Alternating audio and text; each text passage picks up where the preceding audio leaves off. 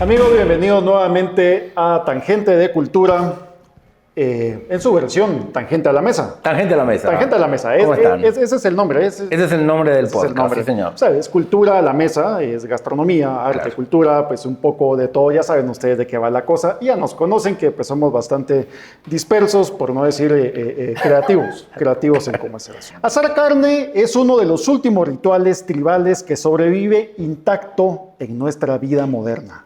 No solo alimenta el cuerpo, une, recuerda, nos dice quiénes somos y hacia dónde vamos. Hoy en Tangente a la Mesa hablamos del asado, en honor también, que ya se nos viene, el Día del Padre. Sí, señor. Entonces, con esta cita entramos de lleno al programa, en el cual pues vamos a hablar acerca de la historia del asado.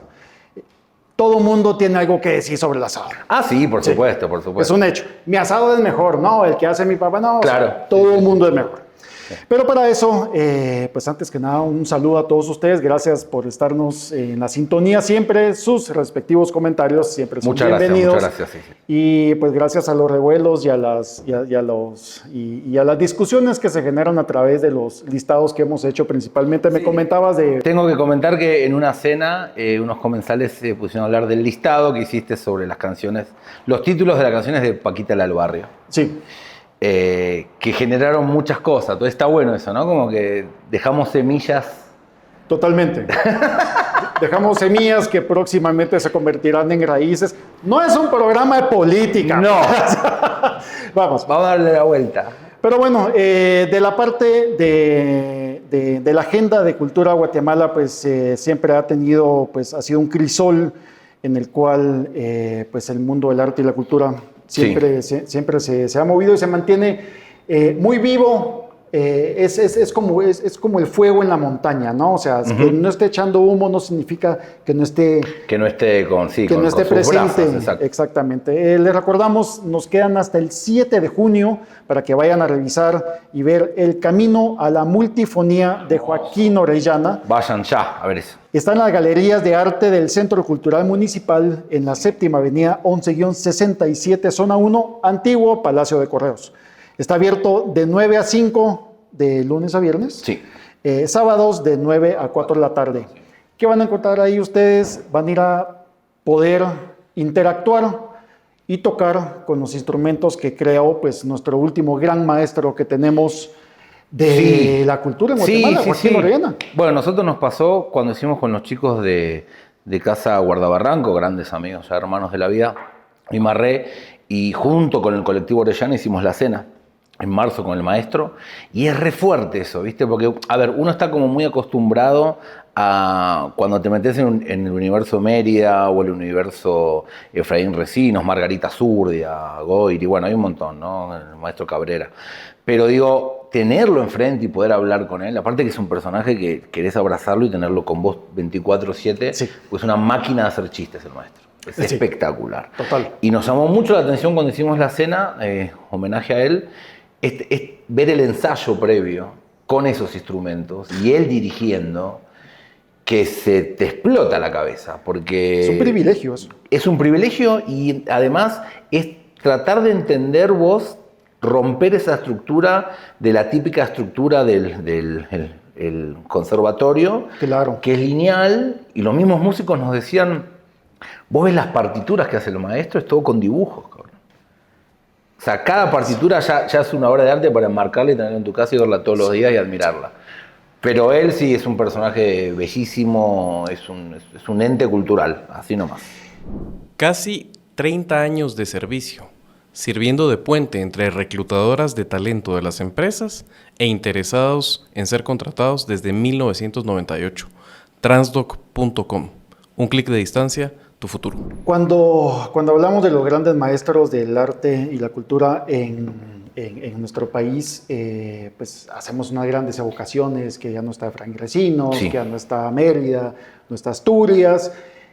Creo que el último que nos va quedando es precisamente Joaquín Orellana. Y Joaquín Orellana, tener la oportunidad de ir a ver en vida lo que él ha hecho, no se lo pierdan. Lleven a sus hijos Eso Sus es lo hijos más importante. se lo van a disfrutar Sí. tanto o más que ustedes. Totalmente, totalmente, porque es muy lúdico también y podés tocar los instrumentos Sí. de la exposición. Eso creo que es lo más hermoso. Y saca nuestro niño interior también, que va si querés Total. jugar y está buenísimo. Y bueno, esa es una de las actividades de la parte de agenda y pues creo que también es indispensable que hablemos acerca de la agenda a la mesa. Por supuesto, con muchas ganas. Primero que nada, también decirles que está todavía activa la expo y la residencia de Margarita Zurdia en Casa Guardabarranco, que justo se va a atar a una cena que estamos nosotros preparando para el 7 de junio, junto con la familia de Margarita Zurdia, con Milagros de Amor S.A., que es hermoso porque lo que vamos a hacer es, primero que es un menú todo vegetariano, porque ella era vegetariana, cosa que me parece hermoso, y vamos a hacer como un recorrido por todo el cuerpo de obra de Margarita, con dinámicas que van a estar hechas por Valeria Martínez y nuestro querido amigo Alejandro Marré. Sí. Y sobre todo esto va a ser en la casa de la familia Margarita, en la carretera de Salvador, que tiene como un pequeño bosque. Y no les voy a contar mucho porque es spoiler, porque pensamos unas cosas hermosas a nivel de escenografía, que Andrea Alemán hace las escenografías. Pero más que nada, toda la búsqueda que tuvimos para este evento fue tratar de replicar el espíritu y la esencia de Margarita. Porque además es una cuestión que es muy real también, ¿no? Lamentablemente es una artista que estuvo olvidada muchísimo tiempo, Sí. muy negada muchísimo tiempo, y creo que lo mínimo que podemos hacer nosotros es exaltar su obra y mostrarle el legado a la gente. Así que por un lado eso. Después tuvimos la Cena del Resplandor. Yo soy muy feliz haciendo eso, créanme. Lo de The Shining fue algo muy loco porque primero yo pensé que nadie iba a venir. Son esas ideas que nacen del gusto propio. Claro, ¿no? total. Quiero total. hacer algo de Shining. Total. ¿Quién va Lo a venir? armás todo. Claro. Y bueno, ¿y quién viene a esta mierda? No, y pensá además que es un tema muy oscuro, porque es un libro de terror total. Entonces lo que hicimos fue, lo separamos en 3 partes la cena. La primera parte es todo el libro. La segunda parte es todo un análisis sobre la película de Kubrick y todas las teorías conspirativas que hay un montón, que son hermosas. Y la tercera parte hicimos todos los proyectos paralelos que nacieron, como que una vez les traje acá el vinilo de Caretaker, que es un músico canadiense que agarró una escena de la película cuando Jack Nicholson entra al salón. Sí, que se escucha una música enlatada de jazz de los 20. Él agarró esa música de esa época y lo que se preguntó fue qué pasaría si una persona con Alzheimer o con demencia senil escucha del comienzo hasta el fin de su vida este tipo de música. Entonces los 6 vinilos son todos los estados de la demencia senil. Entonces vos vas escuchando, arranca bien y se va deformando y empieza a generar un loop, porque el Alzheimer te genera eso. Y lo más increíble de eso es que, esto lo cuento porque está probado y yo tuve un abuelo que padeció de Alzheimer. Ellos tienen los últimos 3-4 minutos de vida, tienen el último chispazo. Y donde hay un regreso a la lucidez. Lucidez. ¿No? Entonces el vinilo, vos lo que escuchás de repente es un ruido y de repente se para y escuchás una sonata de Bach perfectamente y termina el disco. Entonces ese es uno de los proyectos que mostramos en la cena. Y toda la comida la pensé como si estuviéramos en un hotel en los años 70 en Denver, Colorado. La trucha ahumada, por ejemplo, el emblema, ¿no? de Denver. Bueno, y el souvenir, hicimos hasta la llave de la habitación 217. Todo esto lo hacemos porque yo soy fanático y porque es lo que me gustaría tener. Pero si pueden esa cena, si les interesa el libro o vieron solo la película, salís más fan. ¿Cuándo Ya hicimos 2, que las tuvimos sold out, gracias a Dios, y ahora hacemos la tercera última, que es el 12 de junio. Jueves 12 de junio hacemos la última de Shining. Yo creo que este sería un buen regalo para el Día del Padre. Sí. Y aparte, damos whisky. Ahí está, voy a decirlo. Ese sería un buen regalo para el Día del Padre. ¿Oíste, hijo? Ahí está. Pues sí.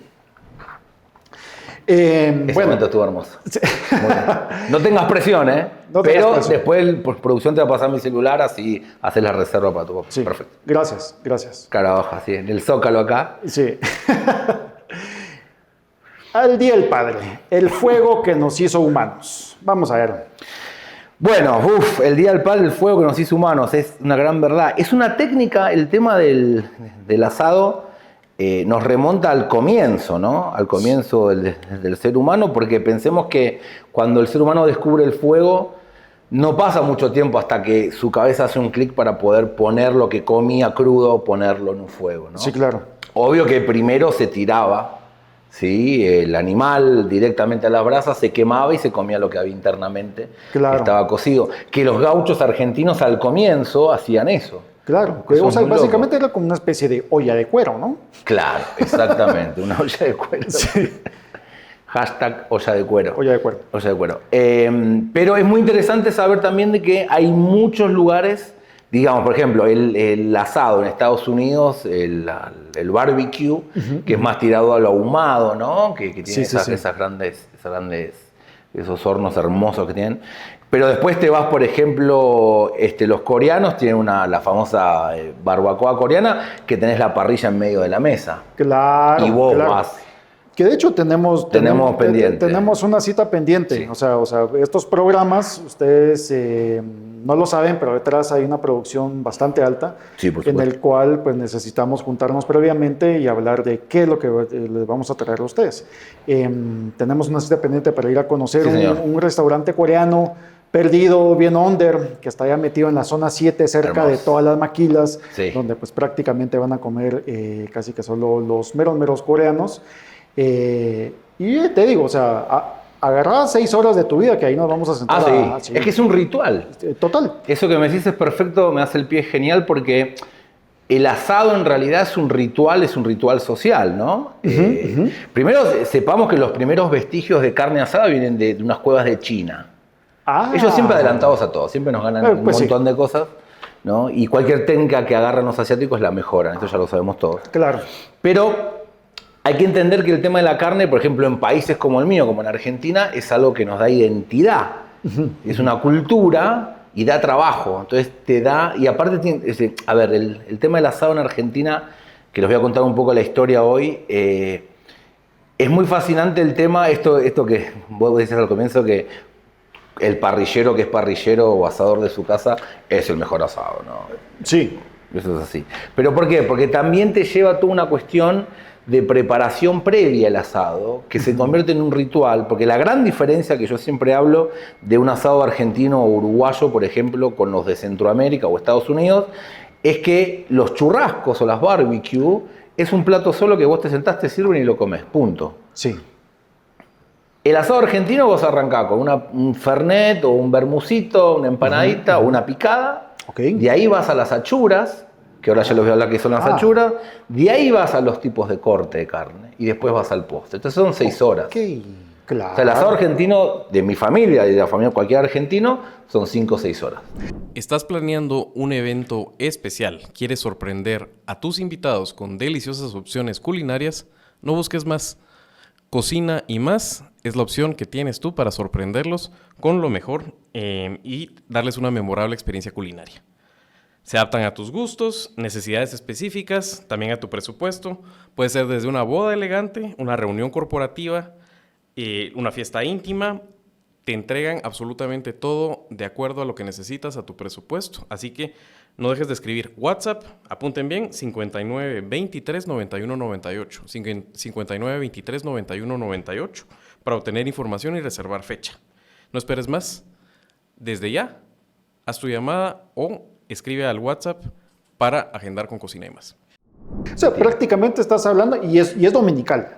Es muy domingo. Es muy de el domingo, asado ¿no? es muy domingo. Sí. Porque eso platicaba con un amigo, precisamente también asador. Un saludo a Javier Bocio,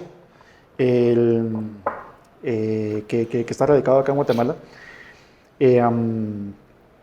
que comentaba que el asado de domingo es prácticamente la comida del día. O sea, Claro. se desayuna mínimo, o sea, prácticamente te levantás, empezás a comer lo que ya se está preparando para Sí. el asado, con eso se desayuna, se come muy fuerte durante 3, 4 horas Sí. seguidas, se come Sí. muy fuerte, y luego se termina de cenar con algo dulce y se acabó Y ya el día. está.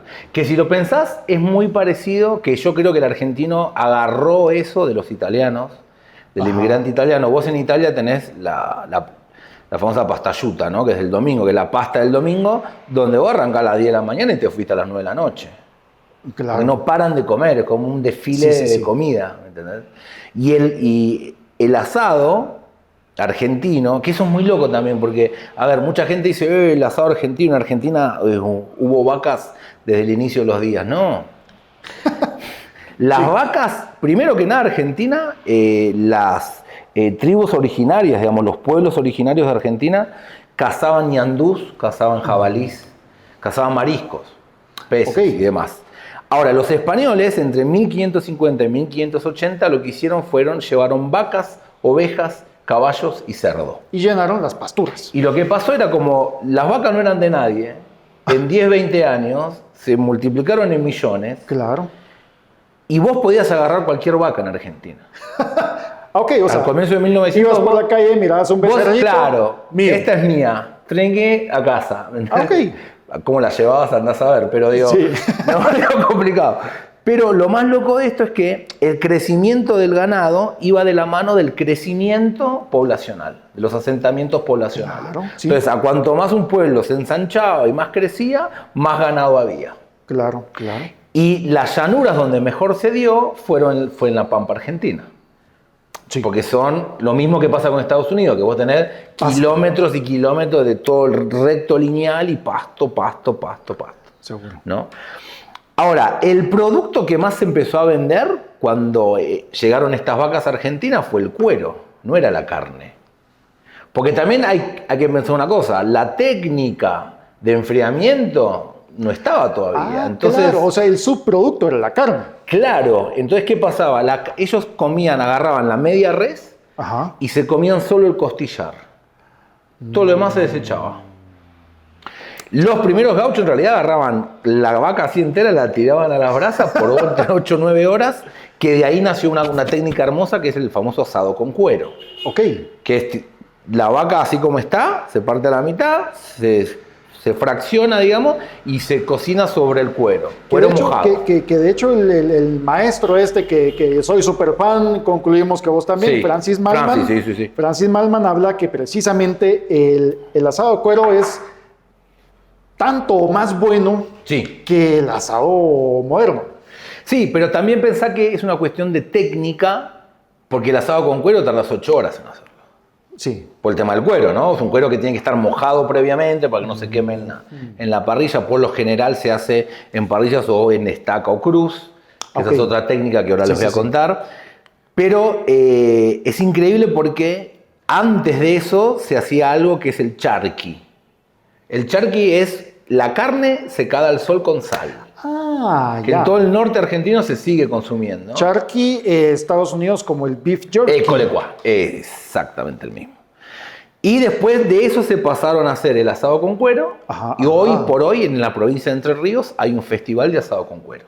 Ojo. Espectacular, imagínate lo que va a hacer eso. Me imagino. Creo que son estas donde se ven cuadras y cuadras de carbones. Sí, parrillas así, y las son cuadras cruces. de parrillas. Claro. Y las estacas y... Las estacas. Sí, y el costillar ahí y demás. Ahora, lo más interesante también es que esto está atado a una cuestión cultural que es el tema del folclore argentino. Porque nosotros tenemos nuestros cowboys, Sí, que son los gauchos, ¿no? Sí. Digamos que es algo muy parecido.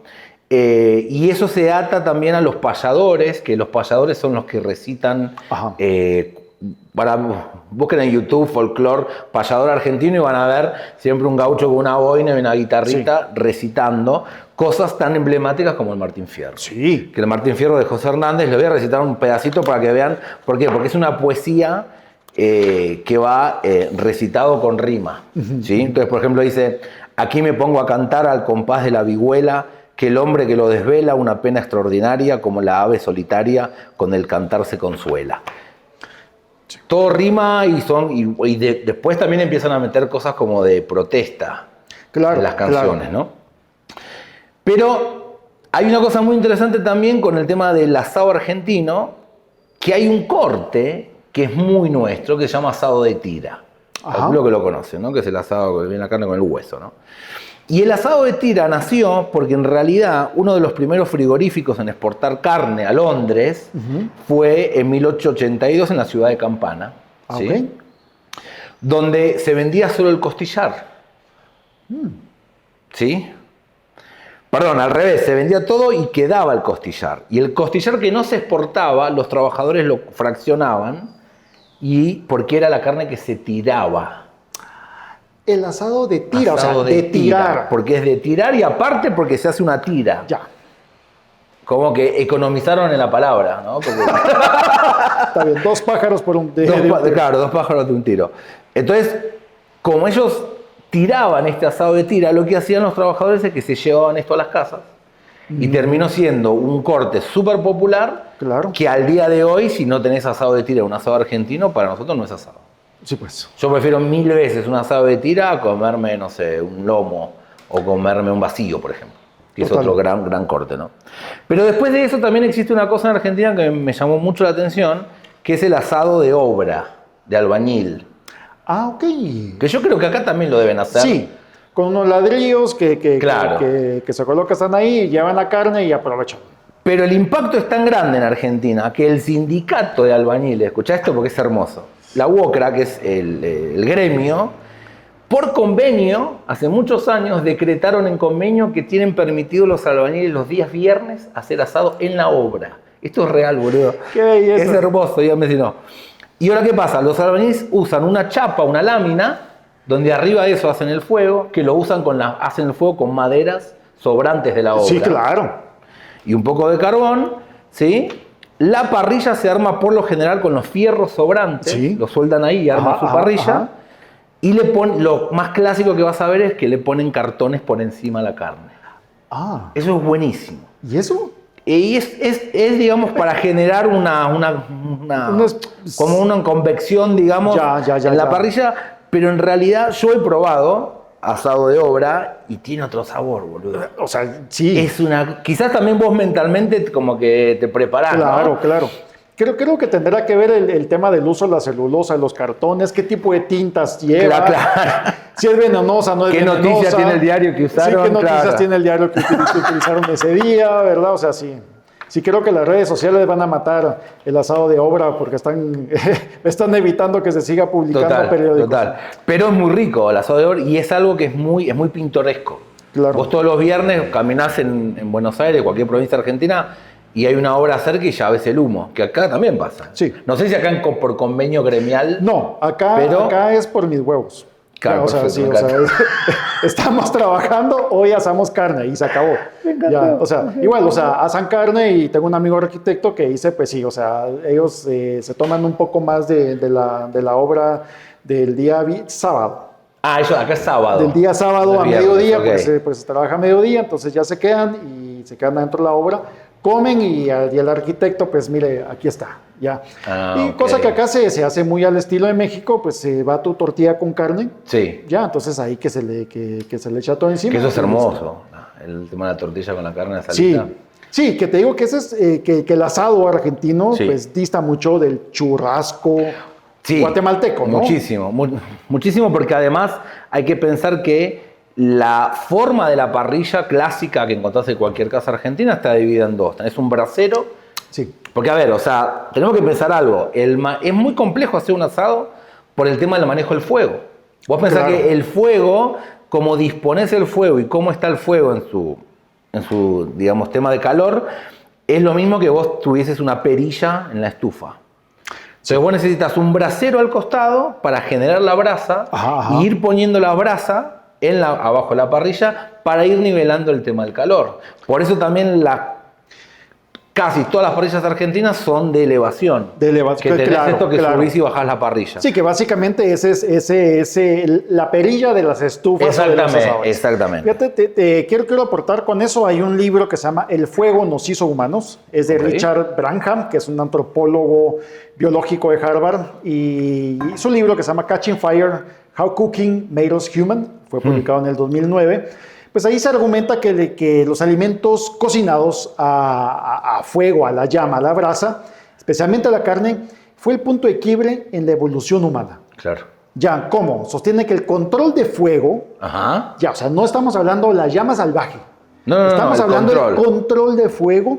Redujo el tiempo de la masticación y Claro. la digestión Claro. de la carne, permitiendo que se lograr una mejor eficiencia en el consumo de la energía y ayuda a llevar y a deconstruir y a romper las proteínas que ayudaron al crecimiento cerebral. ¡Wow! Pues prácticamente la frase clave que dice Richard Branham en su libro El fuego nos hizo humanos es que cocinar nos convirtió en Homo sapiens.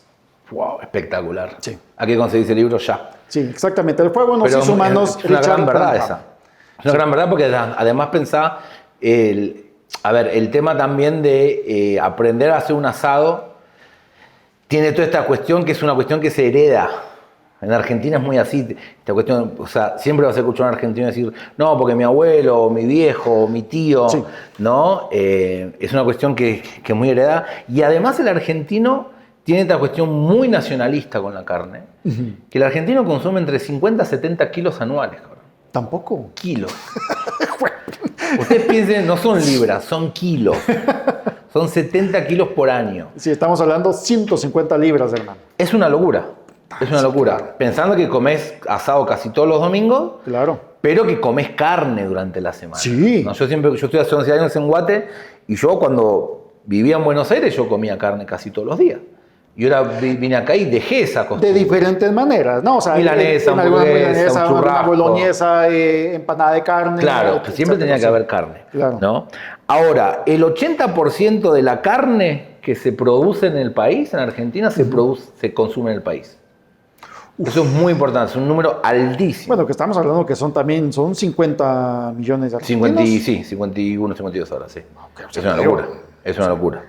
Ahora, tema importante con el tema de la parrilla, antes de pasar a los datos de color, porque tengo dos datos de color, claro, tres claro. que son hermosos. El tema de qué uso cuando hago un asado, ¿no? Lo mejor siempre es usar leña, por un tema de que te queda un saborcito mucho más ahumado. Podés controlar mejor el tema del calor, pero además lo más importante de eso es qué leña uso. En Argentina se usa mucho el quebracho, por ejemplo, el espinillo, el eucalipto te da mucha llama. Acá en Guatemala se usa mucho el encino. Claro. El encino funciona Sí, sí, sí. súper bien. A mí me gusta hacer una mezcla de leña y carbón, siempre. Porque creo que es una forma que podés controlar mucho mejor el fuego, seguís teniendo el sabor ahumado. Un pequeño tip, les voy a regalar una cosa que aprendí hace unos años, que es de un cocinero argentino, que es, vos cuando haces un asado, cuando terminás el asado te quedan brasas. Sí. Entonces agarrás una olla, tirás las brasas hirviendo, así ardientes en la olla, le pones aceite de oliva y lo tapás. ¿Qué? Así. Olla, brasa, aceite de oliva. Ok. Lo tapás. Esperás 24 horas y al otro día lo destapás y lo filtrás. Y todo lo que vos cocines con ese aceite va a tener gusto ahumado. Importante la olla, por favor, que no tenga teflón. Gracias. Si no, pasa complicado, si no la olla esa. Alejémonos de los microplásticos, muchachos. Mejor una olla de esas viejitas. Sí, esa sí, ollita que exactamente. decís. Una de peltre les funciona súper bien. Peltre es espectacular. Claro. Peltre es espectacular. Entonces, el tema de los cortes que más usamos en Argentina, los dos básicos son asado de tira vacío, tapa de asado también. Ok. Después se usa mucho más quizás ahora el tema de la colita de cuadril, que acá es el puyazo americano, ¿viste? Que es el grandote, bife chorizo y matambre. Ahora está entrando matambre en Guatemala, fantástico, aplaudo eso. Que tiene una manera también de cocinarse muy distinta a los demás cortes, Sí. que es importante que se sepa porque comerte un matambre, a como estamos acostumbrados acá, no te va a gustar. Claro, el tema es que No te va a tenés gustar. dos matambres, es decir, el matambre de res, que si es de un... A ver, también hay que entender una cosa con el tema de las vacas. La carne es más suave cuando viene de un novillo. ¿Por qué? Porque es un animal que no hizo mucho ejercicio. Claro. Entonces el músculo lo tiene como Sí. sin ejercitar, ¿no? Ahora, el matambre de res siempre va a ser más duro que el de cerdo. O el de cerdo es más magro y se cocina mucho más rápido. Total. Y es otro tipo de carne. Entonces, por ejemplo, hay un plato que se hace mucho allá en Argentina, que es el matambre en leche. Entonces lo dejas cocinando en interesante. leche y eso rompe la Interesante. fibra. Ya, ¿no? ya. Porque vos lo que tenés que lograr con eso es... Lo mismo pasa con las carnes maduradas. Ahora está de moda estas carnes como añejas. Claro.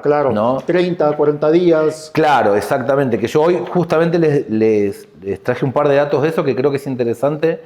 A ver, la carne madurada funciona de la forma en que vos manejás humedad, temperatura y tiempo. ¿sí? Entonces, lo que vos le generás a ese pedazo de carne es, si tenés una temperatura controlada de 0 a 5 grados y de 60 a 80% de humedad, lo que haces es que se genera un hongo, el cual vos vas cuidando, lo vas sacando, y ese hongo lo que hace es que empieza a romper las fibras y tierniza esa carne. Ya.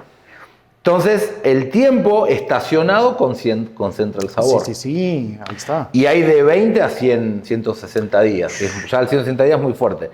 Pero si tienen oportunidad de hacer esa experiencia de una carne madurada, piensen que es una carne que está... Y que también he visto que, vamos a ver, principalmente de la parte de los creadores de contenido, no me gustaría llamarle chef ni cocineros, de los creadores de contenido que se dedican a la cocina en Estados Unidos, que le han estado metiendo a la experimentación también sobre madurar carne en diferentes formas. Total. Lo dejan sumergido en aceite de oliva, lo dejan sumergido en canola, lo dejan sumergido en mantequilla, lo dejan sumergido en miel, o sea, en diferentes cosas que va saliendo. Hacen las respectivas pruebas y digo, pues sí, su madre. Sí, a ver, hay una cosa que hay que entender, creo yo también. Es muy trillada esta frase que les voy a decir, pero menos es más. Sí. Por algo la cocina italiana es la cocina italiana que es, que con pocos ingredientes, pero de una calidad excelente, sacas un plato espectacular. Entonces la carne, y soy argentino, la carne yo no le pondría ni chimichurri, hermano. La carne le pones sal. Que también el tema de la sal es otro tema. Vos tenés que, lo ideal cuando haces un asado es sacar 2-3 horas antes la carne en temperatura ambiente, sal gruesa, porque esa sal lo que hace es que va a penetrar la fibra de la carne. Porque lo que mucha gente hace, que yo veo siempre, es sacar la carne, le ponen sal fina por encima y lo manda a la parrilla. Y yo te pregunto, explícame esa sal cuando llegó al centro de la carne. Nunca. Sí. Es lo mismo que vos le pongas aceite al agua cuando haces los fideos. Que mi abuela hacía eso, y yo le discutía, o sea, una vez que aprendí, ¿no? Porque es algo muy común. Yo le decía a mi abuela, ¿pero por qué le pones aceite? Era para que no se peguen, decían. Claro, pero yo una vez llegué, esto es real, y yo lo hago en los cursos que doy cuando vamos de cocina italiana. Vos agarrás un vaso, ponele aceite, obvio, por un tema... Sí. El aceite va a quedar arriba. De densidades y queda flotando. Claro, y la pasta está en el medio cocinándose. Sí. Entonces explícame en qué momento el aceite llega abajo para que no se pegue. Sí, no. Una vez una señora me dio una respuesta que... Me dijo, cuando voy a colar la pasta, le pego.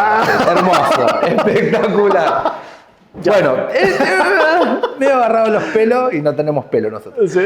Pero, entonces, la técnica que vos tenés en cocina para que nunca se pegue es que hay una fórmula que es, por 100 gramos de pasta, 1 litro de agua. Y vos haces eso, no se pega nunca, porque la pasta puede danzar adentro y tiene espacio, ¿sí? Con la sal pasa lo mismo. Si vos le pones sal gruesa a la carne y dejás 2 horas que penetre, cuando te comes ese pedazo de carne, en el centro va a tener sal. Claro. Que es lo ideal. Sí, sucede algo que me gustaría meter un dato aprendido a la brava, de cultura acá de Guatemala. Que en Guatemala nos acostumbramos muchísimo, por lo menos mi generación y de los más viejos, ¿no? Sí. O sea, de comer la carne extremadamente asada. Claro, o sea, te digo, estoy hablando de casi un chicharrón de carne. Una suela, ¿no? De zapato, suela que así aprendimos. ¿Y por qué?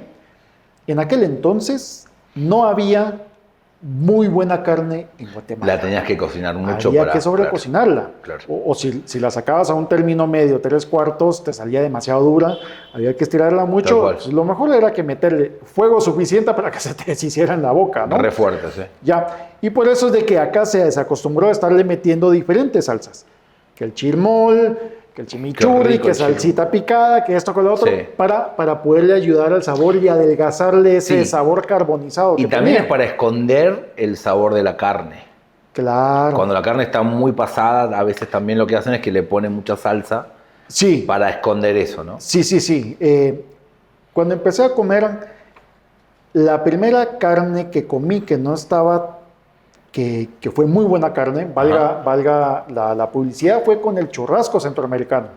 Mira. Ya que ya existía desde muchos años, mi papá nos llevó a comer ahí, y lo primero fue, y el chirmol, ¿ya? Pero es que a mí me gusta bien asada. No, pruébelo así. Claro. Ya, lo probamos y te digo, Puta, que no sabía nada comer toda la vida. Claro. ¿Mierda o qué? O sea, no quiero nunca más en mi vida. Esto no me gustó. Esto no me gustó. Yo quiero esto de ahora en adelante. Ya, entonces, conforme vas también Sí, total. adecuando y vas educando el paladar, te vas dando cuenta que sí, en efecto, no es necesario ponerle chilmol todo el tiempo a la carne. No. Y tenés cosas, por ejemplo, en Argentina usamos 2 salsas, que les voy a contar, hay 2 leyendas del origen de la palabra chimichurri, que son muy hermosas, ahora se los voy a contar, pero usás chimichurri o salsa criolla, que es chile, pimiento, cebolla, aceite, un poquito de vinagre. Que para ciertas cosas, a ver, vos me das un choripán sin chimichurri, para mí no es choripán. Ahora, me das un pedazo de vacío, no le quiero poner nada a eso.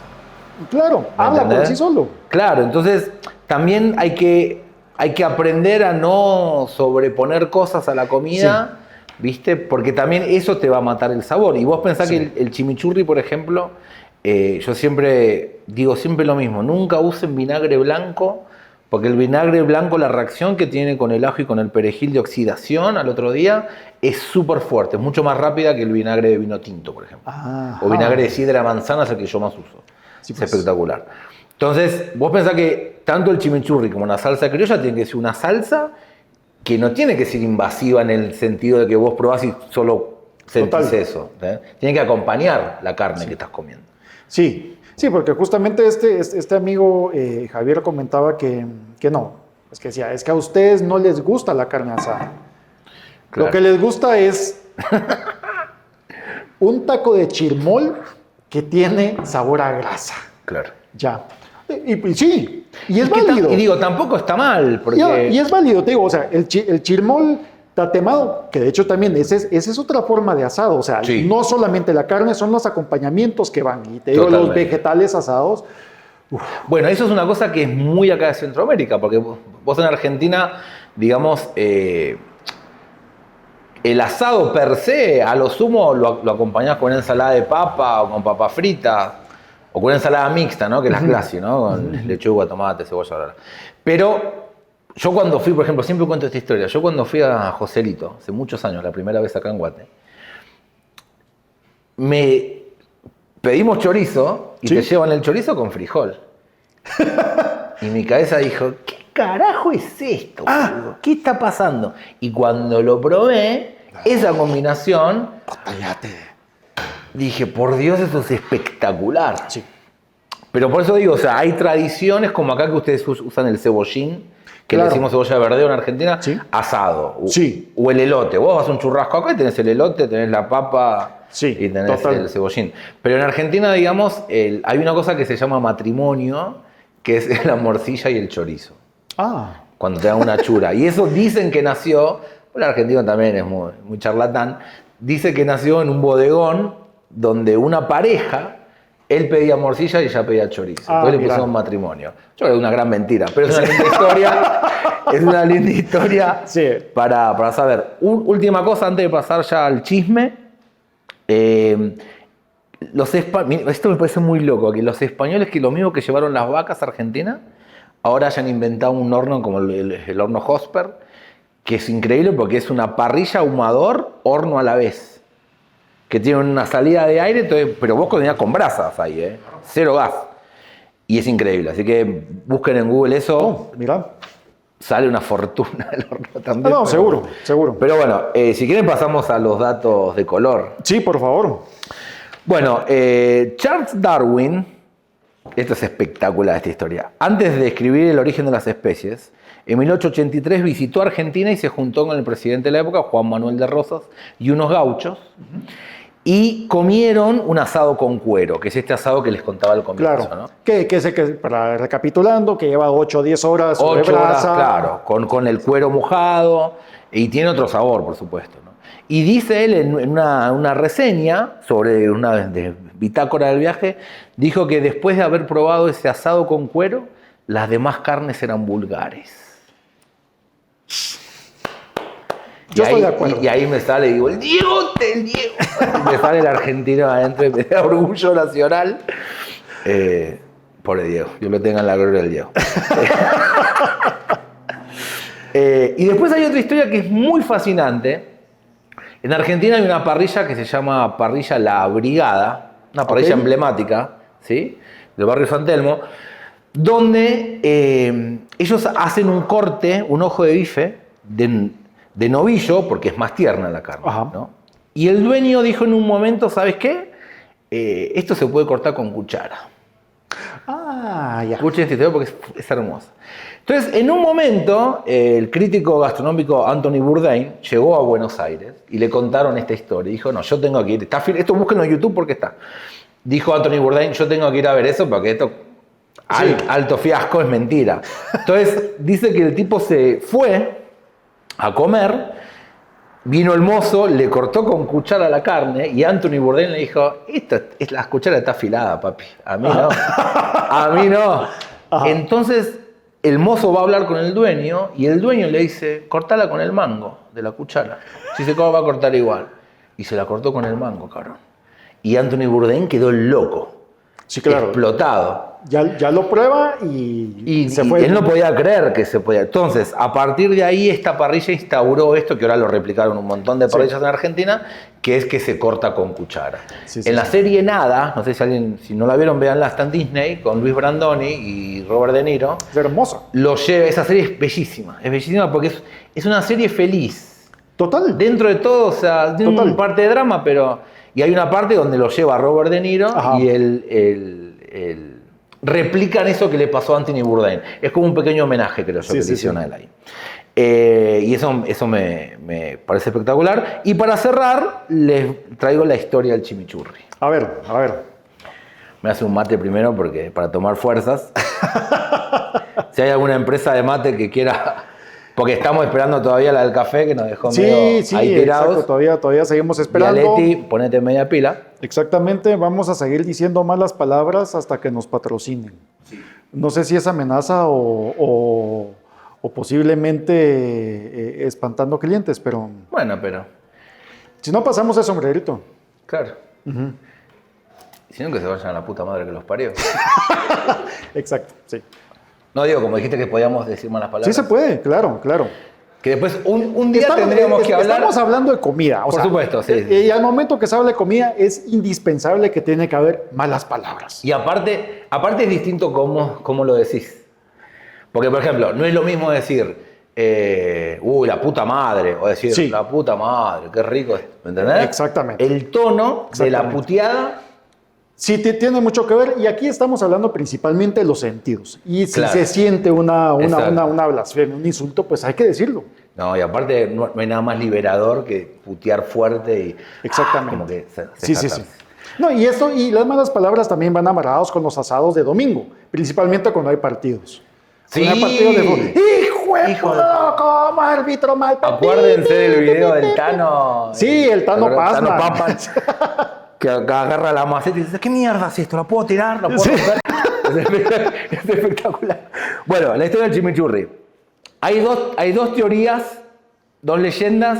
Una dicen que cuando los conquistadores llegaron, ¿sí?, a Argentina, más que nada una comitiva inglesa, recién habían descubierto la salsa Worcester.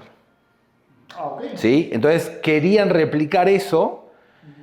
Entonces lo que hicieron fue algo parecido a algo que ellos querían hacer con las especias, que era el curry. Querían hacer como un curry como para que se parezca a esa salsa.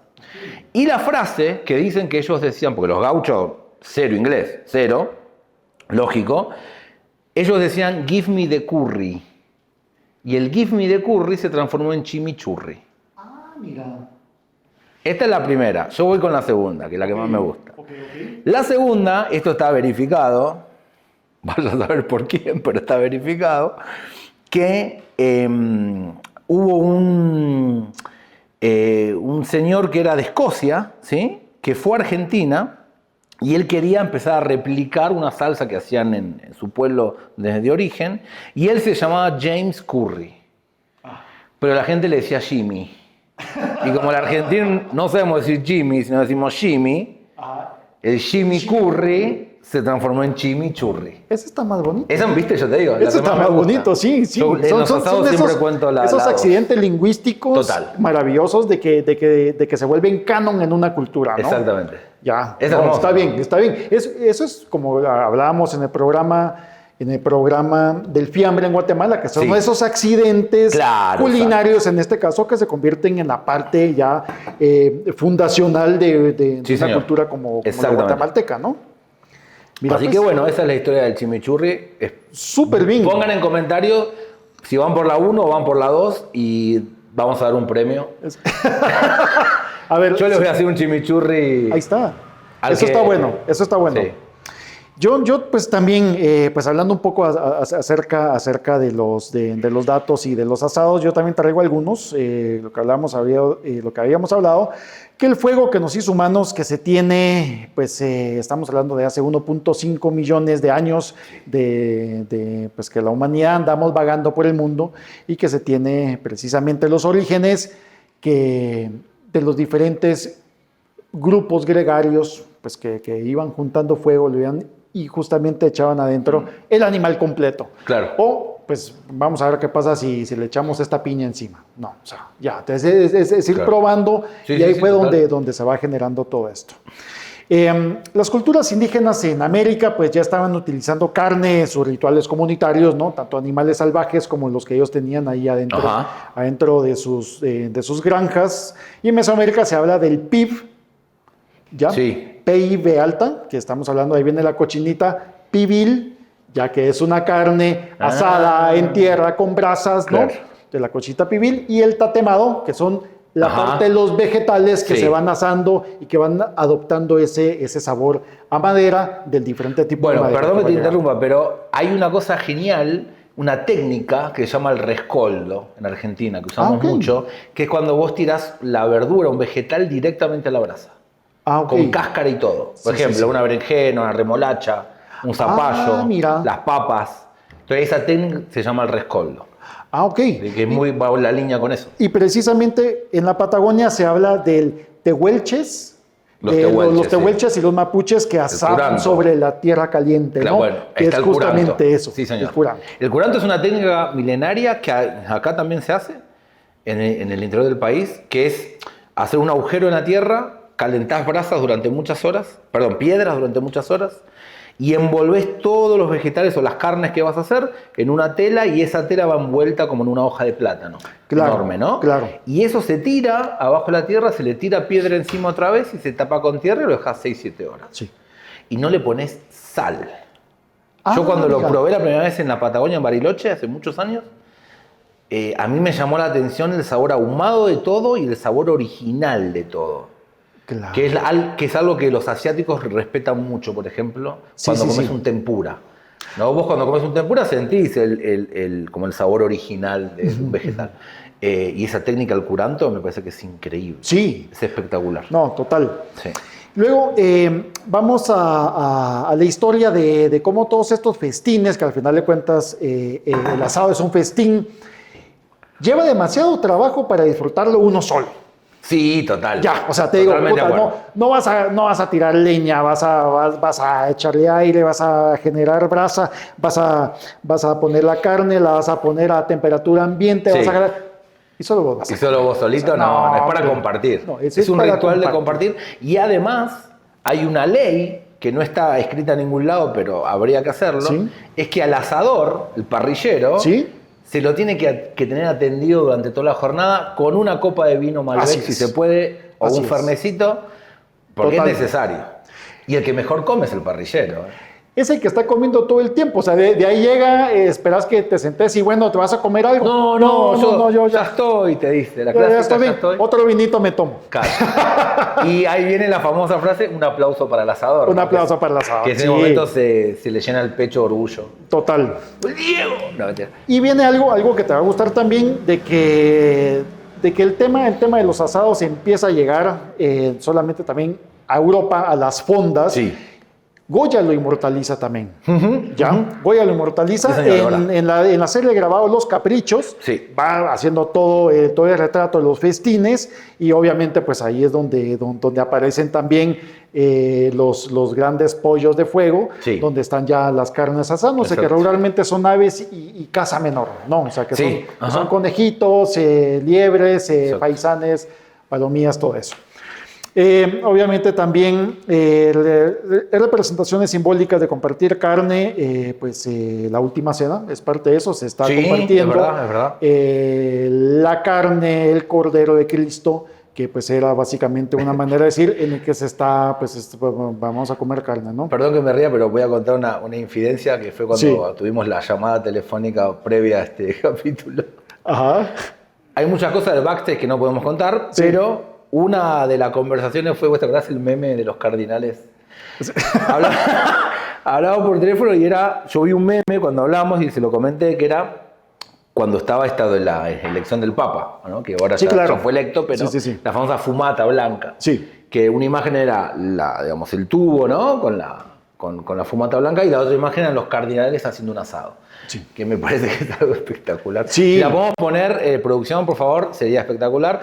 Y les voy a dar una foto de la primer foto registrada en Argentina del primer asado gauchesco, que se sacó una foto 1860. Ahora se la voy a mandar para que la perfecto. Pongamos. Y obviamente el asado, estamos hablando que es una convivencia de seres humanos de más de 6 horas. Tarde o temprano uno se cansa de hablar. Sí. Ya, entonces, ¿qué lleva? Lleva música.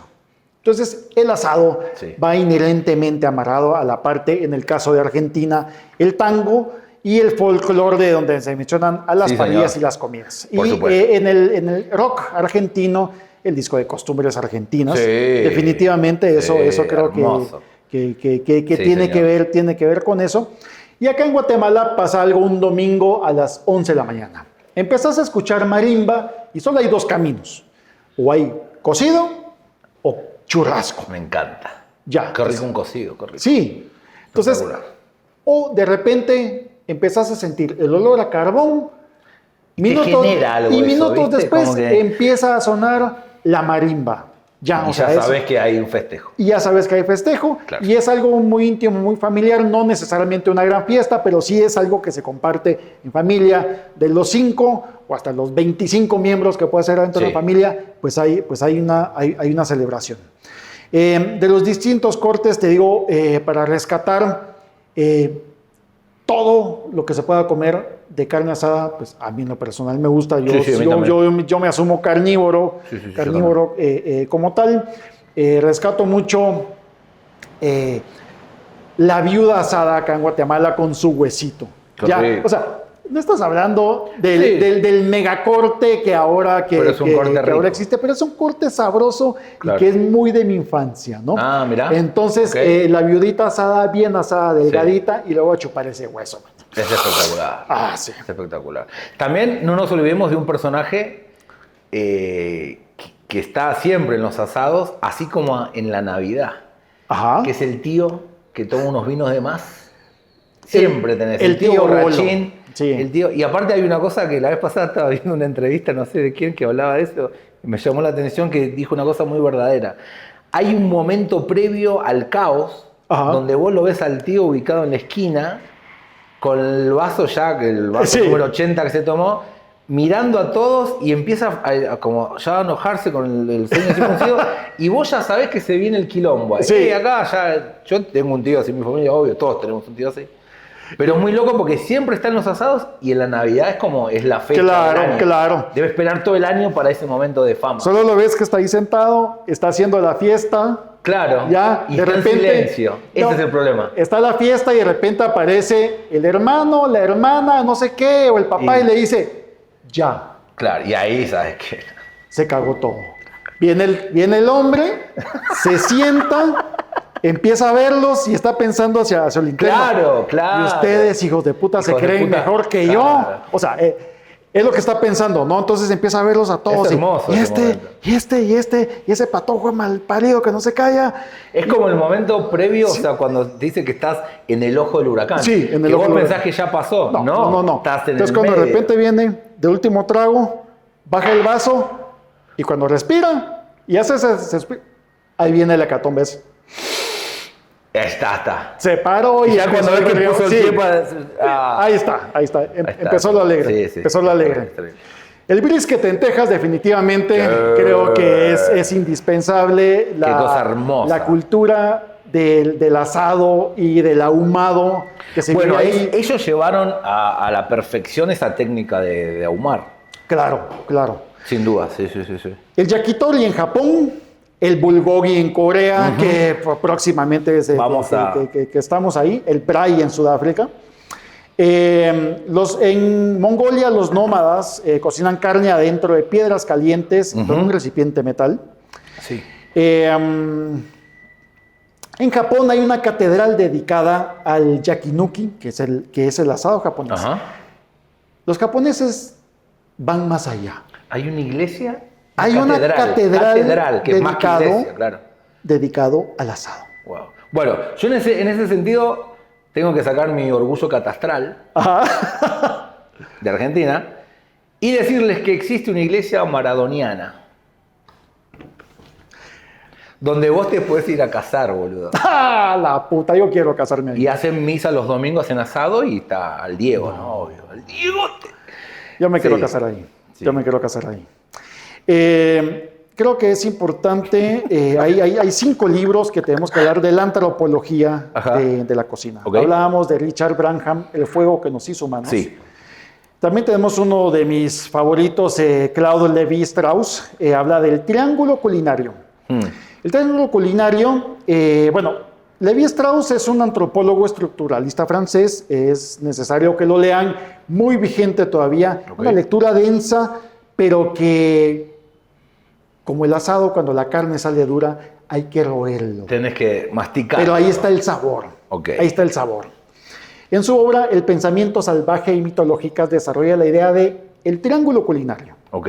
Y esto es importante. A ver. Estamos hablando que el triángulo culinario pasa la carne de crudo, cocido y podrido.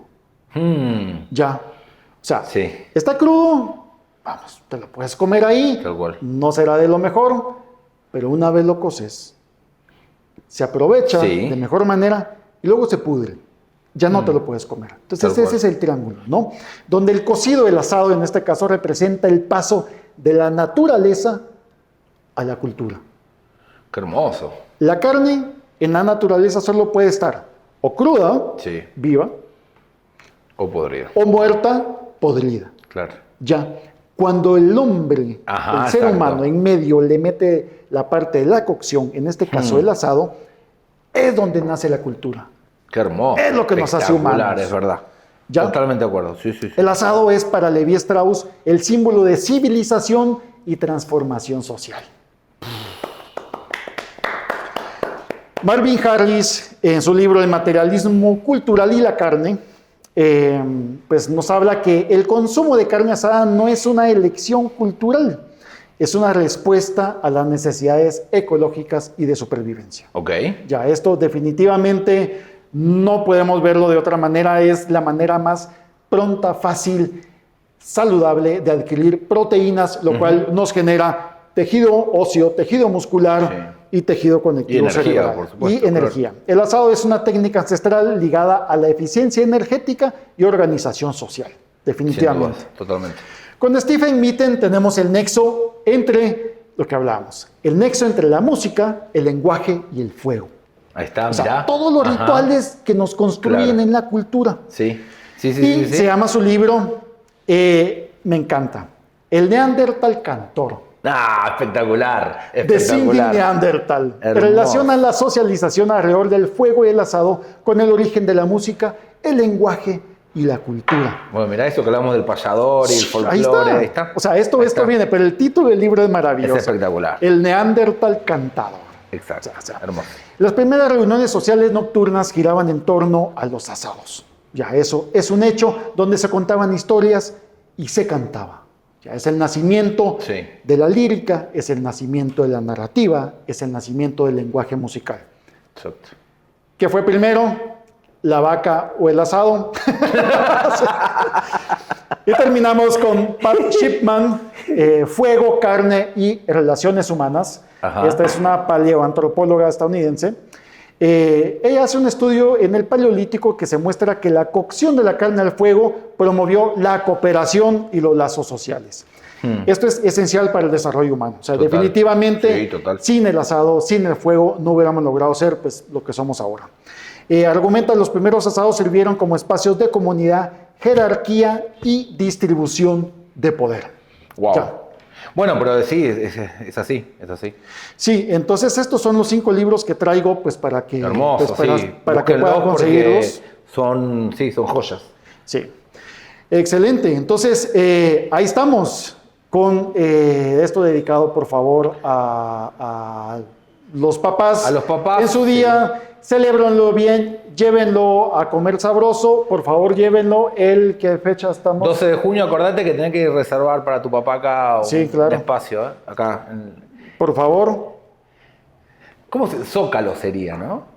O, el ¿cómo se dice? cintillo. El Cintillo, cintillo, ok. sí. Dije Zócalo y ya se me cayó el DPI y mostré la edad. Perfecto. Sí, ya apareció Aiza afuera. Sí.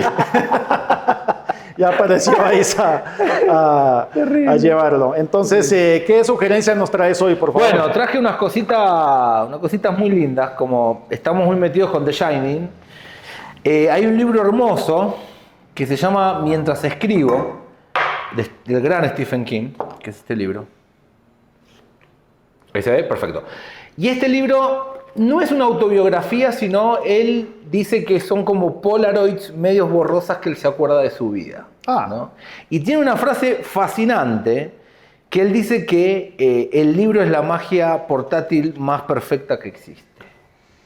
El libro es la magia portátil más perfecta que existe. Qué belleza. Ya con solo esa frase ya tenés que ir a comprarlo ya y correr. Qué belleza. Pero si querés entender un poco cómo funciona la cabeza de Stephen King, creo que este libro es genial porque además a lo último te da como ejercicios para hacer en conjunto con él, literarios. Qué genial. Y creo que el escritor es un ser egoísta por principio, ¿no? Sí. Porque tiene su proceso. El escritor en general. Sí, Es un el ser narrador, digamos. Sí, es un ser egoísta en principio que tiene su propio proceso.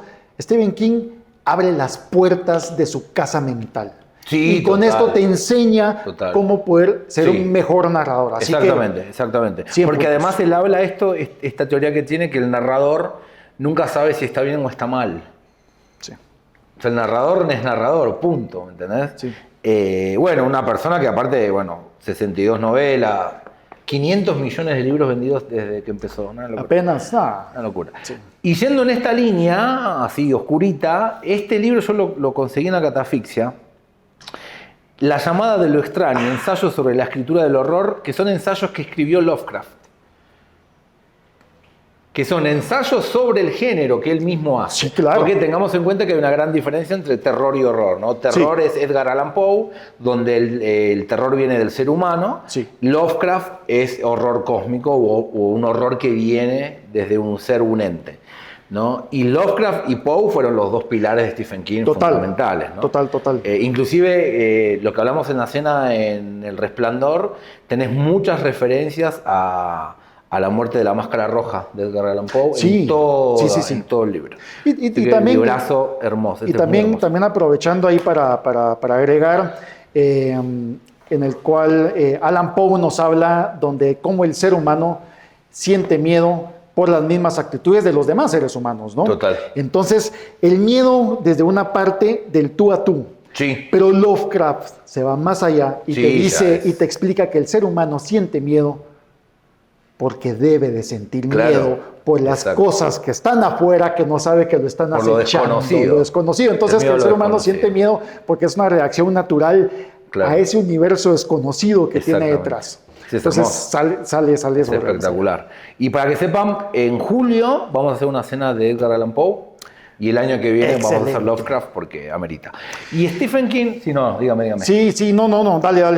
Hay una novela de Stephen King que se llama 22-11-63 que es totalmente atípico porque no es una novela de terror. Él se cuestionó qué pasaría si encontramos un bucle temporal y podemos viajar en el tiempo y salvar la muerte de John F. Kennedy. Créanme que este libro de Stephen King es una joya total. Okay. Porque te saca de lo normal que vos estás acostumbrado a leer de él, que es todo el tema de terror y demás. es muy espectacular. Yo solo tengo una pregunta, Sí. si para la cena, para la cena de Edgar Allan Poe, yo Por puedo... favor, la producción muestre esta foto que yo estoy viendo en este momento. La vamos a pasar. si me puedo disfrazar. Yo creo que tenés que ir así. Si me puedo disfrazar de Edgar Allan Poe. Ya, o sea, si me das permiso. Yo te doy permiso. Es espectacular Sí. esa foto, es Ok, espectacular. va, ahí la Sí, vamos sí, a sí, pasar sí. y por favor la muestran. Ay, boludo, me hiciste reír. Sí. Terrible, ¿no? Yo no puedo hablar nada serio después de ver esa foto. Yo sé que no me van a escuchar después de ver esa foto que vieron. Que igual la cara medio chaplinesco, ¿no? Hay una onda Sí, medio sí, sí, Chaplin total. ahí. Bueno, y el último libro, La vegetariana, ¿Qué tal está? es muy interesante. Yo tenía mi... como que Sí, o sea, yo te quiero leerlo. Es muy interesante porque el planteamiento que... A ver, es una misma historia vista desde 3 ópticas distintas. Ok. Desde como familiares distintos de algo que le pasa a la protagonista, no voy a contar por spoilers, ¿no? Pero vos creerías al comienzo que habla solamente del tema de en contra de la carne. Y no, es una cuestión, es una búsqueda interna a través de lo que el inconsciente de ella le está diciendo en los sueños. De eso trata el libro. Y esta es la escritora coreana, ¿no? La que ganó el premio Nobel, sí. Sí, y que tiene, que de hecho también esa es otra cosa que sobre el tema del uso de la carne en Corea, Sí. porque ellos en la recesión durante la guerra de las Coreas, en que se divide Corea del Norte, Corea del Sur, Ajá. la hambruna que están pasando como país se los está llevando putas. Terrible, Ya, sí. entonces, ellos no tienen acceso a la carne. Claro. Entonces, cuando ellos, y ahí es donde nace el mito, donde se empiezan a comer a los gatos y a los gatos, perros. Los perros, sí. Mito, bueno, tampoco meto las manos al fuego por eso, No, pero... bueno, pero en se China ha- está el festival este horrible de los perros, No, pobrecitos, puta, que es horrible. ni lo mencionemos. Pero entonces la relación de la carne, Sí. y que luego cuando Corea del Sur empieza a tener ese auge y empieza a demostrarle a Corea del Norte a través de su gastronomía que ellos sí podían comer carne, Sí. y que se vuelven estos festines en el cual, Ajá. pues, ¿qué Sí, te sí, digo? sí, Vamos sí. a ir a comer ahí. Por favor. Entonces seguramente tendrá alguna relación de eso, ¿no? Sí. Tiene, y más que nada creo que habla mucho sobre este tema de la imposición cultural y social de comer carne o no comer carne, pero es más que nada lo que le pasa a ella como individuo con la carne. Claro. Muy interesante, y a mí como cocinero me volvió loco porque hablan de un montón de recetas y de cosas de comida mira. todo el tiempo. En las 3 partes de...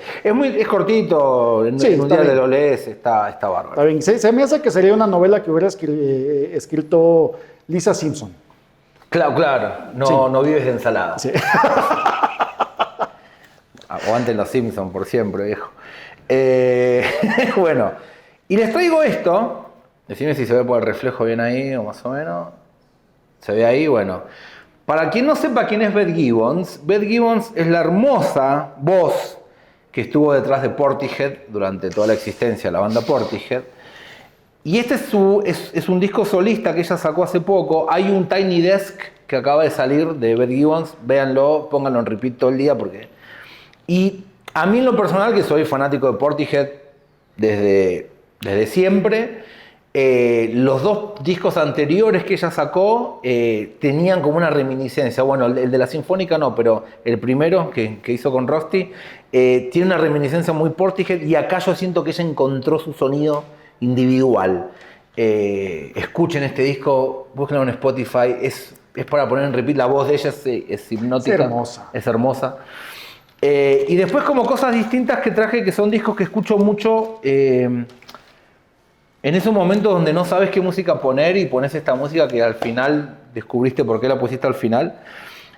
Bueno, todos sabemos de Radiohead, pero los proyectos paralelos que ha tenido Tom York, Atom for Peace, que este es un gran disco que hizo con el bajista de Red Hot Chili Peppers, con Flea. Mira. Gran disco, esta es una gran banda. Y después la que está ahora de moda, que es The Smile, ¿no? Que es una banda también que hizo con integrantes de Radiohead. Esto está más tirado, tiene partes que son medio como de jazz progresivo. Bueno, es una mezcla de géneros. Pero bueno, 3 discazos hermosos para que puedan buscar en Spotify y los puedan poner ahí. Buenísimo. Y nada, comentarles una cosa que me olvidé. La semana que viene empezamos con el curso de cocina peruana. que nos estaban preguntando ahí en YouTube, así que nos escriben a la mesa GT, al Instagram, y le pasamos toda la info de eso. Y son los días martes. Los martes, de 6:30 a 9:30 de la noche. De 6:30 a 9:30 de la noche, acá en Zona 10, le recomendamos. Sí. Yo estoy ahorita solo coordinando algo relacionado a horarios. Ajá. Y pues si se vienen al curso, por acá nos van a ver. Yo vengo de alumno, ya me aburrí de ser imbécil para cocinar, entonces vengo a aprender. Vengo a aprender con el maestro. Entonces, pues nada más y nada menos, empezando que por la mejor comida del mundo, que Sí, es la peruana. la comida peruana, A ver sí. qué tal me va. Espero no envenenarlos. No es mentira, es mentira. No, Yo no enveneno a nadie. Todavía. Todavía. No. Amigos, qué gustazo. Hermoso. Mi hermano, qué gusto verte siempre. Hermoso verte como siempre. Hasta el siguiente mes nos vemos. Chao. Adiós.